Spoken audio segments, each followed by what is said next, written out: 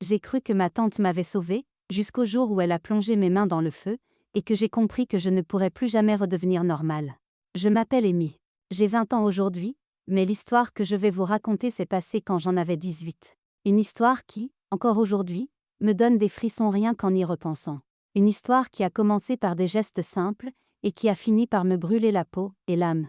À l'époque, je vivais à Yaoundé, dans un quartier vivant, bruyant, et pourtant, par moments, étrangement silencieux. Vous savez, ce genre de silence qui n'est pas paisible, mais lourd, comme si quelqu'un, ou quelque chose, vous observait. Les rues sentaient le bois brûlé, les épices, et parfois, cette odeur métallique qui vient juste avant la pluie, quand l'air devient plus lourd et que la terre rouge semble attendre qu'on la frappe de gouttes. J'habitais chez ma tante Pauline, la sœur de ma mère. Elle m'avait recueillie alors que je n'étais qu'un bébé. Pour moi, elle n'était pas juste de la famille, elle était tout. Ma maison.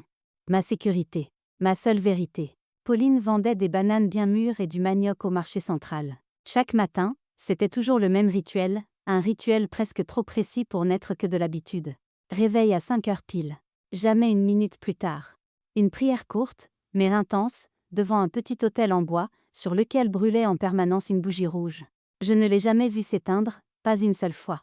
Même quand la pluie s'infiltrait par le toit, même quand le vent soufflait dans la maison, cette flamme vacillante restait droite, vivante, comme si quelque chose refusait qu'elle disparaisse. Ensuite venait la préparation de la marchandise. Lavage, tri, découpe. Pas un mot, juste ces murmures, enroulés dans un dialecte que je ne comprenais pas. Sa voix changeait, devenait plus grave, plus lente. Comme si, ce n'était plus vraiment elle qui parlait. Le soir, on s'asseyait dans la cour, sous le ciel qui virait à l'encre violette. On partageait du plantain fumant, on riait parfois, ou du moins, c'est ce que je croyais. Parce qu'en réalité, il y avait quelque chose. Un détail qui, sur le moment, semblait insignifiant, mais qui allait marquer le début de ma descente dans quelque chose que je n'étais pas prête à voir. Ma tante ne me laissait jamais toucher aux bananes ou aux manioc avant qu'elle ne les ait préparées. Et cette préparation, ce n'était pas juste laver ou couper. Elle s'isolait. Elle fermait la porte. Et je jure, j'entendais deux voix. La sienne, et une autre. Une voix plus basse, plus lente, presque chuchotée depuis un endroit qui n'existait pas sur cette terre. Parfois, elle ressortait avec les yeux plus sombres. Comme si elle revenait d'un lieu que je n'aurais jamais dû connaître. Et moi, je ne savais pas encore que ce lieu allait bientôt m'engloutir. Un soir, en allant lui dire que le repas était prêt, j'ai parcouru toute la maison. La cuisine, vide. Sa chambre, vide. Même la petite pièce où elle empilait les paniers du marché, rien. Il n'y avait que le silence. Mais pas un silence normal. Celui-là avait un poids. Comme si les murs eux-mêmes retenaient leur souffle, attendant quelque chose, ou quelqu'un. Puis, je l'ai entendu. Un chuchotement. Pas une voix basse ordinaire. C'était comme un filet de vent qui s'enroulait sur lui-même, roulait, se brisait et reprenait. Rapide, continu. Dans une langue qui semblait vieille, trop vieille pour appartenir à notre monde. Le son venait de derrière la cour. J'ai avancé, le cœur cognant dans mes tempes, mes pieds effleurant à peine la poussière sèche. L'air était lourd. Et soudain, une odeur m'a frappé. Un mélange de fumée, de cire chaude, et quelque chose d'autre. Une odeur douce, sucrée, presque fruitée.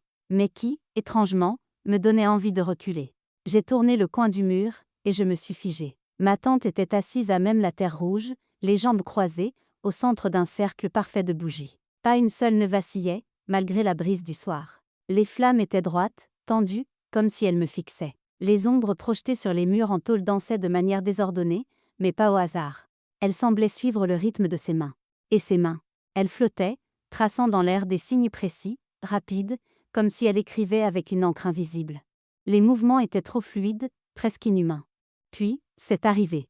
De l'ombre derrière elle, comme aspirée par ses gestes, des régimes entiers de bananes prenaient forme. Des tas de manioc apparaissaient lentement, solides, réels. Tellement réels que je pouvais sentir leur parfum chaud et sucré se mêler à l'air. Un frisson glacé m'a traversé. Chaque instinct me criait de partir, mais mes jambes restaient figées. Puis, elle s'est arrêtée. Plus un geste, plus un mot. Et, très lentement, sa tête a tourné vers moi. Ses yeux, ils n'étaient plus bruns comme d'habitude. Ils étaient noirs, profonds, sans reflet, comme deux puits sans fond, et j'ai eu la certitude qu'ils n'étaient pas vides. Quelque chose me regardait depuis l'intérieur. Elle a souri. Pas un sourire joyeux, mais un sourire lent, précis, où chaque muscle semblait obéir à une chorégraphie répétée 1000 fois. Un sourire trop parfait, et pourtant imparfait, car il ne montait jamais jusqu'aux yeux. Ses prunelles, elle, restait fixe, brillante comme deux billes de verre. Ce n'est pas ce que tu crois, Amy. Je protège notre commerce. Sa voix avait une douceur presque hypnotique, mais quelque chose sonnait faux. Chaque mot vibrait comme s'il portait un double écho, un murmure superposé que mes oreilles ne pouvaient pas saisir, mais que ma peau, elle, ressentait. Un courant d'air froid s'était glissé dans ma nuque. Mon corps savait avant mon esprit que ce que j'entendais n'était pas complètement humain. Elle m'expliqua que ce n'était pas de simples rituels, mais des esprits serviteurs, qu'elle nourrissait avec des offrandes précises. Du sel, du sang de poulet, un peu de farine. Et parfois, autre chose, dit-elle en détournant les yeux. Ses mains, nerveuses, froissaient le tissu de son pagne, comme si nommer cette « autre chose » risquait de l'appeler. En échange, ces entités attiraient les clients, faisaient fuir la concurrence et gonflaient nos ventes comme par magie. Les jours suivants, elle avait changé. Elle se levait avant moi, préparait du pain chaud, un café sucré qui embaumait toute la pièce. Son sourire m'attendait dès que j'ouvrais les yeux. Elle me demandait si j'avais faim, si j'avais bien dormi. Ses doigts se posaient parfois sur mon épaule, léger comme une plume, mais lourd d'une intention que je ne comprenais pas encore. Et moi, j'avais envie d'y croire, envie de penser que cette femme, que j'avais toujours crainte, voulait enfin m'aimer. Mais les détails ne mentent jamais. Certains clients repartaient avec un visage vidé de toute expression. Leurs pupilles semblaient avoir grossi, avalant presque toute la couleur de leurs yeux. Leurs pas étaient lents, lourds, comme si quelque chose accrochait leurs talons au sol. Et parfois, leurs ombres s'allongeaient d'une façon anormale, surtout quand le soleil était déjà haut. Quelques jours plus tard, ils revenaient, pâles comme des linges trempés, la bouche sèche, les lèvres fendillées. Ils se plaignaient de fièvres étranges, de vertiges persistants. Et surtout, de rêves. Des rêves où une silhouette noire se tenait au pied de leur lit, immobile, et les regardait jusqu'au réveil. Ma tante, elle, riait doucement. Un rire bas, presque confidentiel, comme si elle répondait à quelqu'un que je ne pouvais pas voir. Ses doigts tapotaient le bois du comptoir, 3 fois. Toujours 3 fois. Sec. Régulier. Un rythme qui sonnait comme un code, ou un appel. Et, petit à petit, une certitude rampait en moi. Ces esprits qu'elle nourrissait ne vivaient pas seulement de sel ou de sang. Ils prenaient autre chose. Quelque chose qu'aucun de nous ne pouvait reprendre une fois qu'il l'avait volé. Un soir, alors que la maison semblait plongée dans un silence étouffant, je pensais qu'elle dormait depuis longtemps. Puis, un bruit. Un craquement.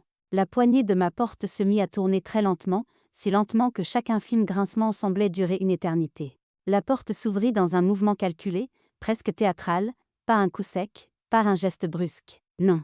Le genre d'ouverture volontairement lente, comme si quelqu'un voulait que chaque seconde s'infiltre dans vos nerfs et y laisse une cicatrice invisible. Elle apparut dans l'embrasure. Immobile. Sa silhouette découpée par la faible lumière de la lune. Ses pieds nus effleuraient le parquet, glissant plus qu'il ne marchait. Comme si ses pas ne pesaient rien, ou comme si, ce n'était pas vraiment elle qui avançait. Dans l'ombre, ses yeux brillaient. 2 éclats noirs, miroitants, où la lune se reflétait à peine. Mais il y avait un autre éclat, qui ne venait pas de la lumière. Quelque chose de mouvant, comme une étincelle vivante prisonnière de ses pupilles. Tu as vu ce que j'ai fait. Sa voix, mon Dieu, ce n'était plus sa voix. Elle vibrait, grave, profonde, avec une seconde tonalité, plus sombre, plus lointaine, comme un murmure qui serpentait autour de ma nuque. Une voix qui n'appartenait pas à ce monde. Elle fit un pas. Un seul. Mais c'était suffisant pour que mon cœur se mette à battre si fort que j'entendis mon sang cogner dans mes tempes. Maintenant, tu dois m'aider. Je voulus répondre, mais ma gorge se referma d'un coup, comme si l'air s'était changé en ciment. Si tu refuses, l'une de nous mourra. Et là, elle sourit. Un sourire doux, presque tendre. Comme si elle venait de me confier un secret d'enfant. Elle m'avoua alors l'impensable. 3 commerçantes avant moi, elles avaient déjà disparu. Pas assassinées de façon ordinaire. Leur corps restait intact. Mais leur âme, arrachée, aspirée dans un lieu dont elle seule connaissait la porte. Elle appelait ça, une mort mystique. Ma peau devint glaciale. Mon souffle court. Mes mains tremblaient. Je voulais fuir, hurler, mais mes jambes étaient clouées au sol. Elle avança encore, si proche que je sentis son souffle sur ma joue, un souffle chaud, mais qui sentait la cendre. Ses yeux? Je jure qu'ils n'étaient plus humains. Dedans, il y avait un vide mouvant, un trou noir prêt à m'aspirer. C'est toi, ou moi. Et là, juste derrière elle, je vis quelque chose. Une silhouette gigantesque, déformée, aux bras trop longs, tapis dans l'ombre. Elle ne bougeait pas, mais je sentais qu'elle regardait. Les murs semblèrent se resserrer autour de moi. La pièce rétrécissait. Et dans mes oreilles, ce souffle, toujours ce souffle, qui n'était pas le sien. Il attendait. Comme si, ma réponse allait décider de qui mourrait ce soir-là. J'ai commencé à l'observer, pas par curiosité, mais par instinct de survie. La nuit, alors que tout semblait endormi, elle se levait. Pas de lampe, pas de bruit, juste cette silhouette glissant hors de la chambre comme une ombre vivante. Je suivais ses pas du regard depuis mon matelas, retenant ma respiration. Parfois, au retour, elle n'était pas seule. Ce n'était pas une voisine, ni un parent. C'était un petit enfant. Un visage que je n'avais jamais vu, les pieds nus, la peau pâle comme s'il avait été lavé par la lune. Il ne parlait pas, ne respirait presque pas. Et à peine franchissait-il le seuil, qu'il disparaissait. Pas en courant, pas en s'évanouissant dans l'obscurité. Non. Il s'effaçait, comme une image qu'on efface doucement d'un papier. Un soir, je n'ai plus tenu et je lui ai demandé qui étaient ses enfants. Elle m'a regardé longtemps, trop longtemps, comme si elle pesait le poids de mes mots. Puis elle a murmuré, « C'est mon double. Et bientôt, tu auras le tien. » Ma peau s'est glacée. Elle a parlé de ce « double » comme d'une évidence, pas comme d'une menace. Puis, dans le même souffle, elle m'a raconté un rituel, un procédé si précis que chaque étape semblait répétée depuis des générations. Chaque objet volé chez un client, une cuillère, un morceau de tissu, parfois même un simple bouton, servait à lui retirer sa prospérité. Pas son argent seulement. Sa chance. Sa vitalité. Elle disait que, sans même comprendre pourquoi, la victime commençait à tout perdre, jusqu'à dépérir. Mais le plus troublant est arrivé un soir de pluie. Elle était assise seule dans la cuisine, un sac de manioc posé sur les genoux. Je me suis arrêtée dans l'encadrement de la porte. Et là, je l'ai vue pencher la tête vers le sac, chuchoter des mots que je ne comprenais pas. Puis, du sac, une voix d'homme a répondu. Grave, lente, comme si elle venait du fond d'un puits. Pas un écho. Pas un enregistrement. Une voix, vivante. Un soir, le ciel pesait comme une dalle prête à s'effondrer. L'air sentait l'orage, et autre chose, plus âcre, plus épais, comme un souffle de cendre froide qui s'insinuait dans la gorge. Ce soir-là, elle m'a dit que le moment était venu pour le rituel du feu. J'ai d'abord refusé. Ma voix s'est durcie. Je ne veux pas de tes histoires de sorcellerie. Elle m'a fixé sans ciller. Ses pupilles semblaient se dilater, comme si elles avalaient toute la lumière. Puis, d'un ton implacable. Alors l'une de nous devra mourir, mais ce ne sera pas moi. La phrase a claqué dans l'air comme une corde qui se brise. J'ai reculé d'un pas, l'idée de courir se heurtant à quelque chose de plus solide qu'une peur, la certitude qu'elle disait vrai. Elle a murmuré que même chez d'autres, je ne serais pas à l'abri. Sa voix n'était pas une menace, c'était une conclusion. Alors j'ai accepté. Elle m'a dit qu'il fallait me faire quelque chose pour que le pouvoir circule. Puis elle est sortie. Le salon, plongé dans une pénombre épaisse, semblait respirer. Les murs se rapprochaient, chaque craquement du bois résonnait comme un pas dans mon dos. Elle est revenue avec un bâton noirci dont l'extrémité flamboyait. La flamme se tordait, pas comme un feu ordinaire, mais comme si elle cherchait à s'échapper. Elle m'a conduite à la pièce du fond. Là, un brasero pulsait d'une lumière rougeâtre qui projetait sur les murs des ombres maigres, déformées, semblables à des silhouettes humaines en train de se contorsionner. L'air était lourd, saturé d'une fumée amère et d'une odeur métallique, presque sucrée, qui piquait les yeux et la gorge. Une natte tressée couvrait le sol, ses fibres rêches m'ont griffé les jambes quand elle m'y a fait asseoir brutalement. Mes genoux s'entrechoquaient. J'ai essayé de me reculer, mais ses mains osseuses se sont posées sur mes épaules, dures comme des serres, m'enfonçant dans la natte. Lentement, elle a écarté mes jambes, puis a abaissé le bâton incandescent entre elles, traçant dans l'air une frontière invisible. Ses yeux noirs étaient fixes, insondables. Sa voix a changé, plus grave, plus ancienne, teintée d'un souffle rauque qui ne semblait pas lui appartenir. Elle a commencé à psalmodier dans une langue étrangère, faite de claquements secs et de grondements sourds qui semblaient résonner jusque dans mes os.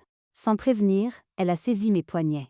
Ses doigts étaient glacés, en contraste brutal avec la chaleur suffocante du brasero. Elle a forcé mes mains à passer au-dessus des flammes. La lumière rouge serpentait sur ma peau, s'enroulait autour de mes doigts comme de petits anneaux vivants. Puis, d'un geste net, elle les a plongés dans le feu. Mon cœur a bondi. Ma bouche s'est ouverte pour hurler, mais aucun son n'est sorti. Pas de brûlure, pas même de douleur. Seulement cette sensation impossible, une chaleur dense pénétrant mes mains, glissant dans mes veines, atteignant mon cœur, puis se déversant comme un métal en fusion dans tout mon corps. Elle m'a relâché. Ses yeux brillaient d'une satisfaction froide, comme si elle venait d'achever une sculpture. Maintenant, tu peux créer ton double. Invisible, ou sous n'importe quelle forme. Les mots flottaient encore dans l'air quand je les sentis. Une présence. Un souffle chaud, juste derrière mon oreille. Quelque chose, ou quelqu'un, venait de naître de moi. Dès le lendemain, elle m'a appris à utiliser ce don. Il suffisait de frotter mes mains l'une contre l'autre jusqu'à les chauffer, et une copie exacte de moi, mon double, quittait mon corps, invisible aux yeux des autres, prête à exécuter mes ordres. Au marché, j'avais 2 missions. La première, prendre l'argent des clients et, dans un geste imperceptible, aspirer leur chance. Si la pièce ou le billet avait été béni par une prière, il me brûlait comme un charbon ardent et je devais le lâcher aussitôt. Mais sinon, il repartait plus pauvre qu'il n'était venu, sans jamais comprendre pourquoi. La deuxième, utiliser mon double pour me métamorphoser en enfant famélique, en femme inconnue, peu importe, et dérober discrètement des objets précieux. L'objet volé disparaissait instantanément pour réapparaître à la maison, prêt à être travaillé et ruiner la vie de son ancien propriétaire. Je n'étais pas seule. Il y en avait d'autres, enfants ou adolescents, qui faisaient la même chose pour leur mère, ou celle qui les avait adoptés. 2 ans. 2 ans sans école. 2 ans à vivre dans les marges, au service de l'ombre et du feu. 2 ans avec, au creux de mes paumes, la brûlure invisible qui ne s'éteindrait jamais. Pendant 2 ans, j'ai fait exactement tout ce qu'elle me disait. Je n'étais plus vraiment moi. C'était comme si mon corps appartenait à quelqu'un d'autre. J'avais l'impression d'être devenue une ombre, invisible aux yeux de tous. Je passais dans la foule comme un courant d'air froid. Personne ne me voyait, mais moi, je voyais tout. Et surtout, il y avait mon double. Ce n'était pas un humain. C'était une créature née de moi, mais tordue, déformée. Elle bougeait comme un animal en chasse, rapide, silencieuse. On aurait dit une fumée noire qui se glissait entre les jambes des passants. La première mission que j'avais, c'était de prendre l'argent des clients. Ça avait l'air simple, mais c'était bien plus sombre que ce que vous imaginez. Si quelqu'un me donnait de l'argent sans avoir prié dessus, je pouvais lui voler toute sa richesse, sans qu'il ne s'en rende compte. Imaginez, vous achetez juste quelques tomates, vous me tendez vos billets, et là, en 1 seconde, je faisais ce qu'on appelait l'échange de grâce. Je prenais votre argent, et, à partir de ce moment, votre vie basculait. Pas juste un peu pauvre, ruiné, au point que vous ne comprendriez jamais pourquoi vos affaires s'effondraient, pourquoi vos projets échouaient, pourquoi tout s'arrêtait pour vous. Mais si vous aviez prié sur votre argent avant de me le donner, alors là, c'était moi qui étais en danger. Je sentais comme un feu brûlant me traverser les mains. Dans ces moments-là, je lâchais immédiatement les billets, je les laissais tomber par terre, et je disais d'une voix calme. Désolé, je ne peux pas vous servir, allez devant. Pour vous, c'était juste un refus bizarre. Pour moi, c'était clair, vous étiez protégé, et je ne pouvais rien contre vous. Ma deuxième mission, c'était d'utiliser ma duplication pour voler au marché.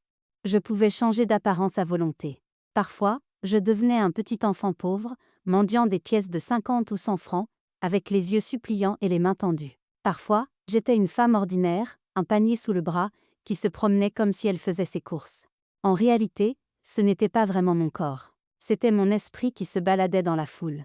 Si je vous frôlais ou vous bousculais, je prenais immédiatement l'objet le plus précieux que vous aviez sur vous. Une montre, un téléphone, un bijou, parfois même vos clés. Et tout ça apparaissait directement chez nous, comme par magie. Ces objets, ma tante et moi les utilisions dans nos rituels.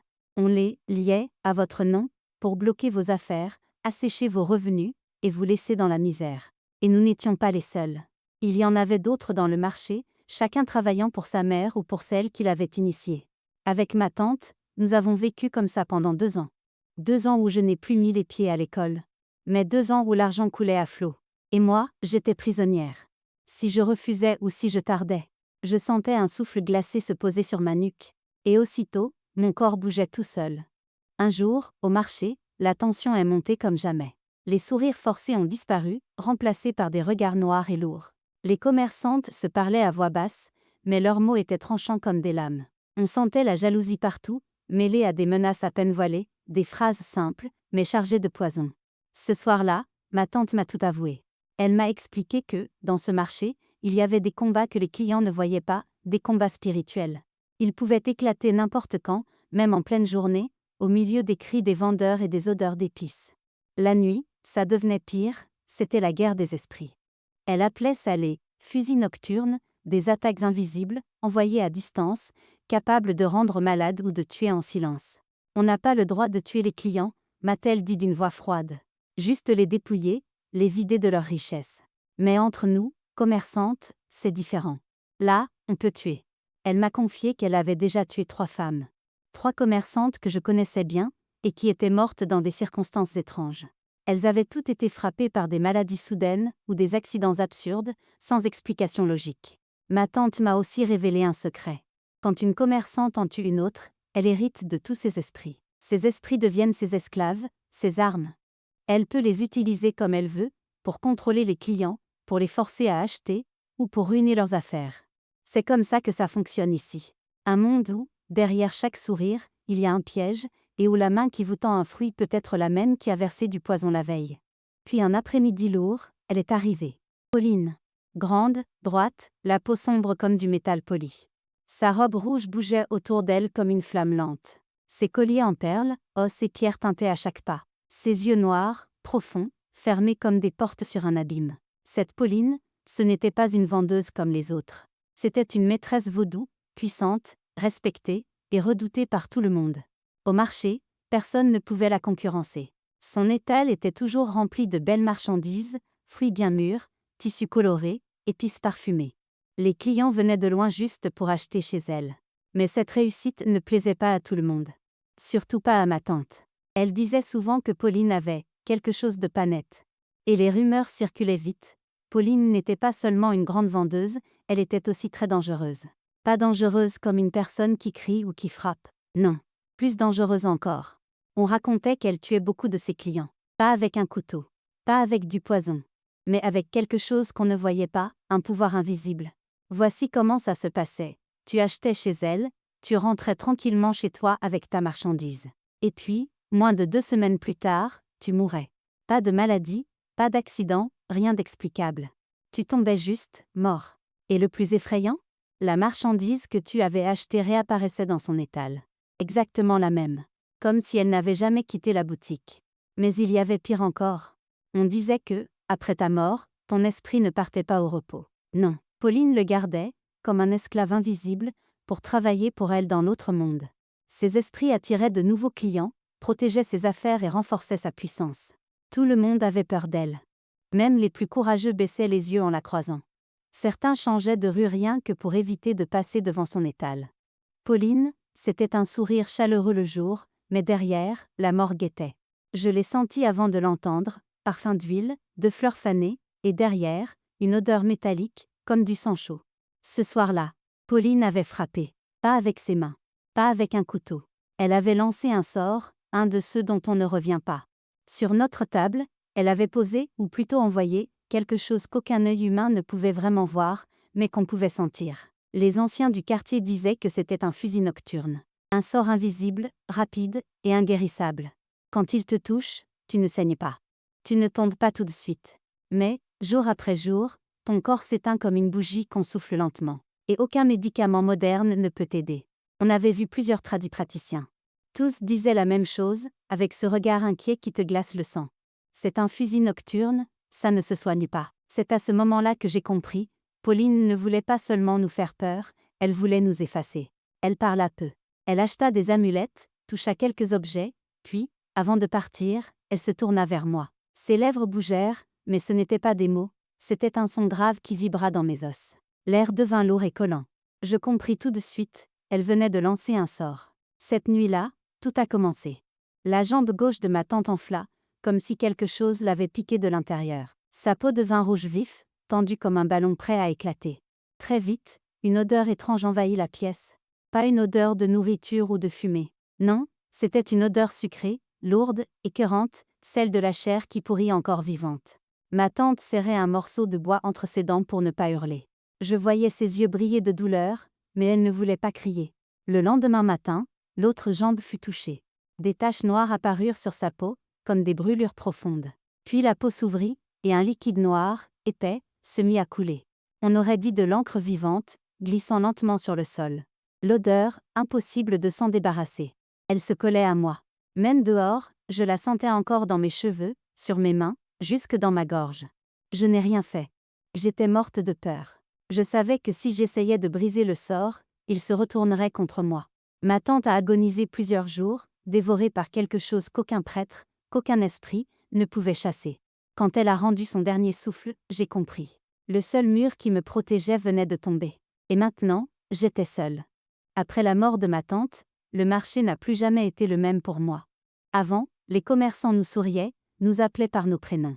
Maintenant, ils me regardaient comme si j'étais porteuse d'une maladie invisible, comme si ma simple présence apportait la mort. Un matin, alors que j'arrivais par la grande allée, j'ai senti une odeur étrange dans l'air, un mélange de fumée et de tissu brûlé. Au loin, une colonne noire montait vers le ciel. Mon cœur s'est serré.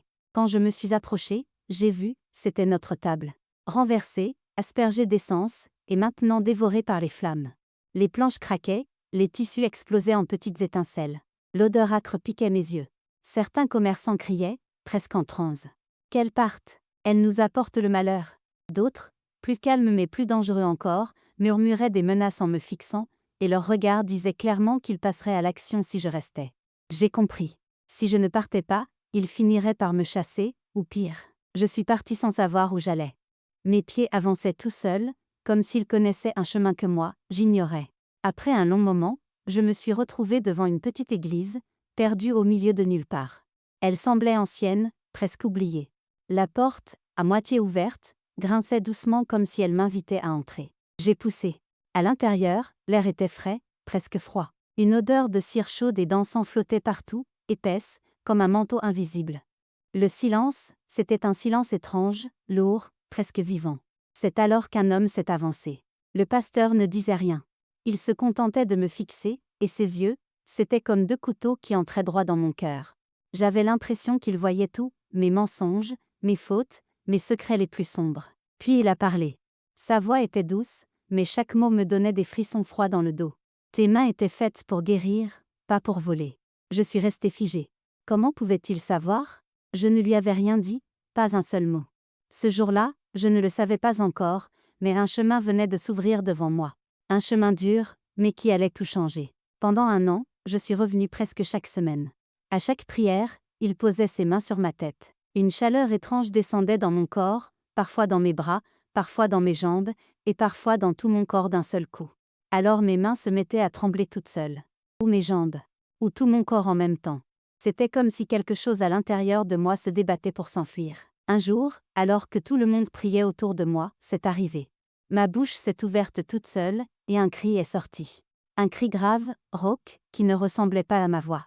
Les gens autour de moi ont reculé, surpris. Mais le pasteur, lui, est resté calme. Il a juste murmuré, un de moins. Et ce n'était que le début. 8 fois, la même chose s'est produite. 8 cris. 8 voix différentes. 8 présences, qui vivaient en moi depuis des années. Et, une par une, elles ont disparu. J'ai repris mes études. J'ai de nouveaux cahiers, un nouveau stylo, et chaque matin, je me réveille avec un but clair. Si je parle aujourd'hui, ce n'est pas juste pour raconter mon histoire. C'est pour laisser une leçon derrière moi. Je veux te dire ceci, le feu que l'on met entre tes mains peut détruire, ou sauver. Tout dépend de qui l'allume. Ce feu, c'est ton talent, ta force, ton savoir. Si c'est la haine qui l'allume, il brûlera tout sur son passage. Si c'est l'amour, il éclairera la nuit la plus sombre. Moi, j'ai connu les deux. J'ai vu mes mains faire du mal. Et maintenant, je les vois réparer, aider, construire. Alors je te le répète, avant de laisser quelqu'un mettre un feu dans tes mains, regarde bien qui il est, et pourquoi il le fait. Parce que de ce choix, dépend toute ta vie.